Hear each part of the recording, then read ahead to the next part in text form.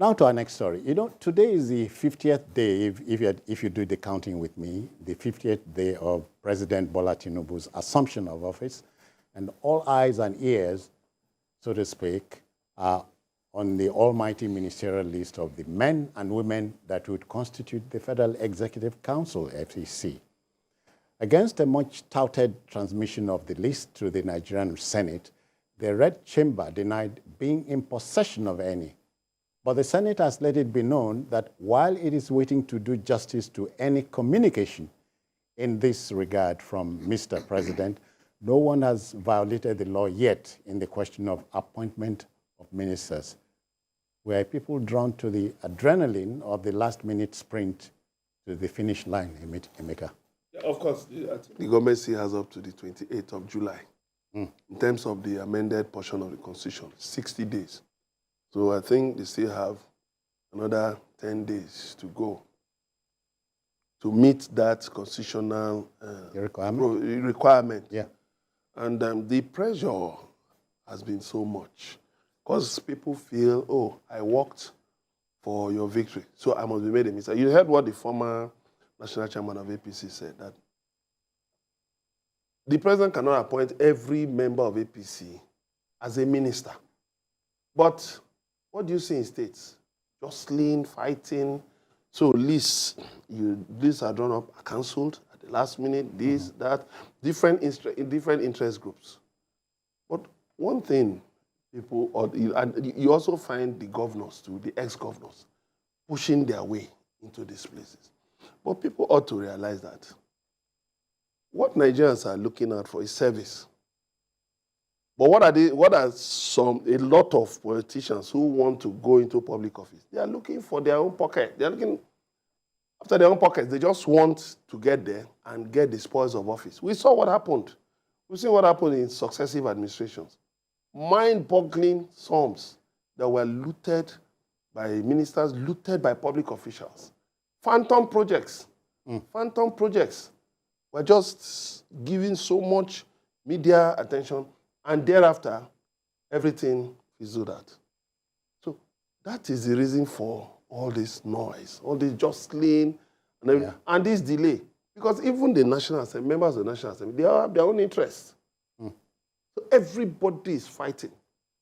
State chairmen are fighting. So the that must national leadership, everybody is fighting. That must affect the list going to... Well, what do you do? What do you do? What do you expect the president to do? Definitely, he will, I want to believe he had drawn up a list, but maybe cancellations. Not here, maybe last-minute cancellations here and there.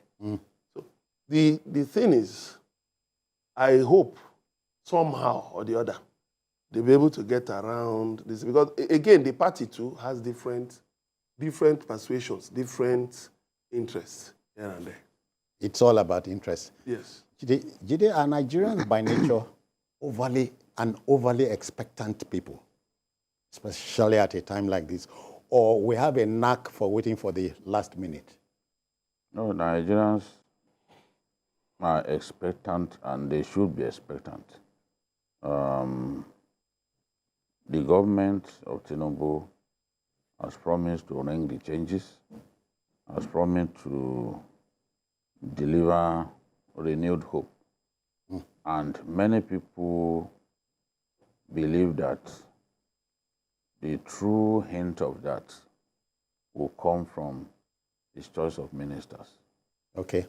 There are many people who said Buhari wasted so much time, and in the end he picked people that we were already familiar with. And they asked the question, what was all that waiting for? So the thrill was gone.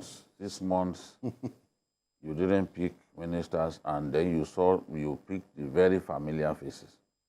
So the people are really disappointed. Now, people know what Ashwaji Bola Tinubu is capable of doing, judging from his Lagos experience.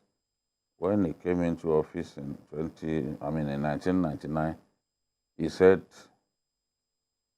"I've brought expatriates into governance." By that, he meant that he brought a whole lot of non-career politicians into his administration. And we saw what they were able to do in Lagos under his leadership. The Wale Edons, the Yemeka Dosos, you know, the former vice president, Alake, you know, the then Attorney General. When I was editor of PM News, we conducted a survey, and Yemi Osinbajo was voted the best commissioner in Lagos State. I still remember very well. That survey was conducted by features editor Musbah Razak, you know, because of his purge. For the fact that he purged the judiciary and sent packing some judges that were deemed corrupt. And we started seeing women come to the forefront of the Lagos judiciary. In fact, in quick succession, women were replacing one another as chief judge. They used to occupy the backwaters of the Lagos judiciary, you know, and then the welfare of the judges, those flashy cars that were given to them at that time. I remember a tabloid even putting a giant picture of cars that were distributed to judges here in Lagos, you know, to the point that a good number of them didn't even feel like plying their trade at the federal level because they felt comfortable here. So many people believe that Asiwaju will come up with a blend of technocrats and politicians. It's not possible not to have politicians on the list because a good number of them gave their best to ensure that I won the election. They may, including those who even lost their states, we remember the role that they played during the primaries. When it seemed like Asiwaju was going to lose the primary election to the former Senate president by just a word of a man's mouth, by just a verbal pronouncement. It felt like he could even lose it all. But it was the governors that came together and said no, and they went to meet the president that you told us you will not get involved. How come we are hearing from the party chairman that you have made Ahmed Lawan the consensus candidate? And the president denied. Said no, there was no time that I told him that Ahmed Lawan would be the consensus candidate. Let everyone go to the field and test their slug it out. So those people stood by him. You will expect that he would want to reward some of them. But I trust that he will not get these politicians to dominate the list because Nigerians are tired of a good number of them. Are tired of them. They don't even want to see them. So, but because he is the president and he will need them in future, he's not simply going to pander to public distrust and even hatred of some of those individuals. He knows what he wants. He's going to get some of them, former governors. People don't want to hear about former governors, but there's no way he won't bring, he won't put some of those former governors in the mix. I don't know if you've heard about the rumors. Some names are being bandied about here. I've seen some lists, very ridiculous lists. I know that those who are not there on that list. I know those who will be on this list, even though he has not shown me. But I know those who will be on the list. Whether he keeps it under his armpit or not, I still know those who will be on that list. At least 5 or 6 that will be on that list, I know. So, but the important thing is to get the job done. Yes, and some of those people are trustworthy. They will get the job done. But the job of fixing Nigeria is everyone's job. It's everyone's job. You know, we just have to all come together, unite as one people, the way we used to unite when we have big games, the days of Canon One Course. Oh, yeah. Well, our songs that I didn't know, even Igbo songs, that it was football that made me to reckon with those songs, and I began to sing them. There were even some Christian songs that it was Canon Wanko himself that made us to know those songs. So there's no reason why we can't all jump in and help fix our country. The good thing is the president is still within the time ceiling that was given him. He cannot, he knows that he can't exceed that time ceiling. I heard before that early next week, he will release the thing. So when we started hearing stories that, oh, it's been released, I knew those stories were false. Yeah. Now, the Senate was originally built to go on recess on July 27.